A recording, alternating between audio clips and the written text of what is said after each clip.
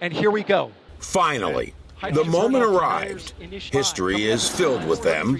For the U.S. Space Agency, this is one of those defining moments. And liftoff of Artemis 1.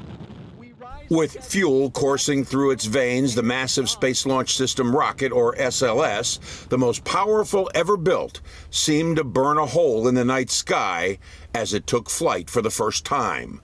4 main engines and 2 solid rocket boosters providing 8.8 million pounds of thrust. The vehicle's might on full display. As SLS powered through the atmosphere carrying the Orion spacecraft on top, there was uncontrollable applause and elation from NASA's team. Once they had done their job, the core stage and boosters fell away. Orion was now in low Earth orbit. The next step, the upper stage rocket fired, sending the spacecraft on its way to the moon. The success or failure of this mission will likely shape NASA's future for decades. So far, so good. And for NASA's top brass, this was a moment to celebrate. I'm telling you, we've never seen such a tail of flame. Much is yet to be done. Orion must get to the moon's circle and come home. Inside the spacecraft, mannequins instrumented to give NASA critical data it needs before the first astronauts fly. John Zarrella for MyRadar. A couple of things. How much do you lose by not flying the 40 days plus you're down to 25 days in day? You have the mannequins on board and you're gathering all this data. For anybody who wants to answer that. And the other one was, over the course of the months, we've talked to so many folks on your team who have been with the program since the very beginning, more than 10 years. What do you have to say to long-timers out there who persevered? And as you said, Mr. Administrator, it's been a long time coming.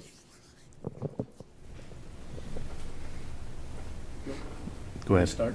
Yeah. Well, I'll answer, John, I'll answer your second question. I'm a long-timer myself, and I've been with the Orion program since the very beginning. I would say to my colleagues and the people that came before me, I mean, it is obviously a historic day for us.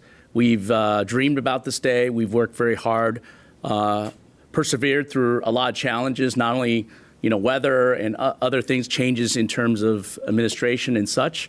But it represents, I think John said it very well, the hardware is the hardware will perform. It's the people across the country and in fact in Europe as well, working with us, spending long hours trying to make this endeavor happen.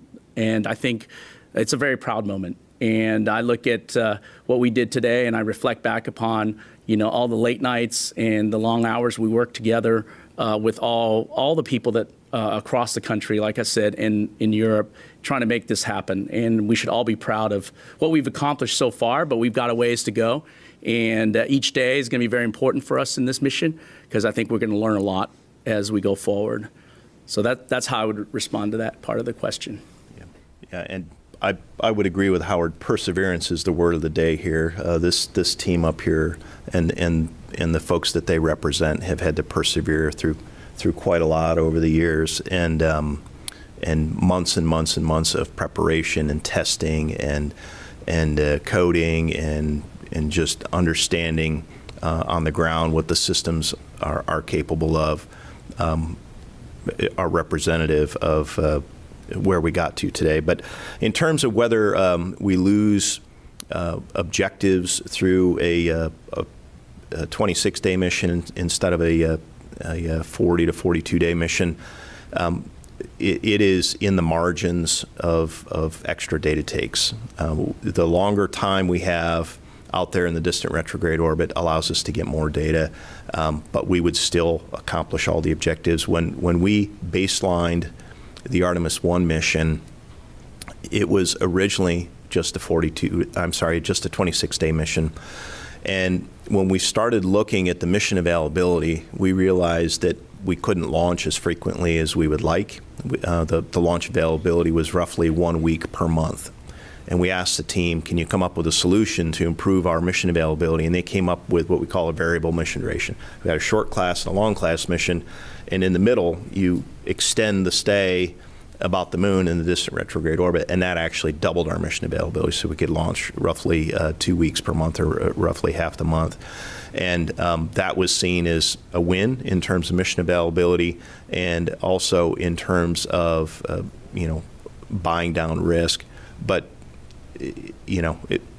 we're flying a 26-day mission, and that is originally what we had intended. It just gives us fewer data take opportunities for a whole host of things, but we are confident that in the time frame that we're talking about flying, that we can get enough engineering data to say that we can fly crew with confidence on the next mission.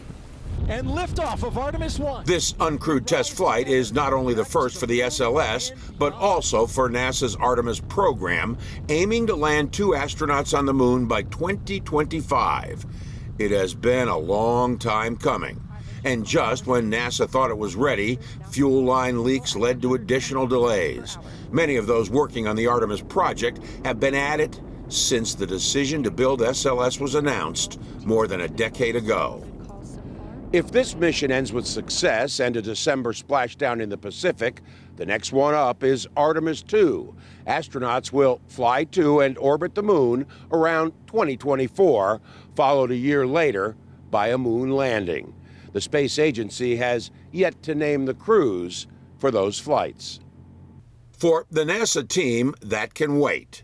This was a day to enjoy a defining moment, culminating with the first stunning Earth views taken from the Orion spacecraft on its way to the moon. For MyRadar, I'm John Zarrella.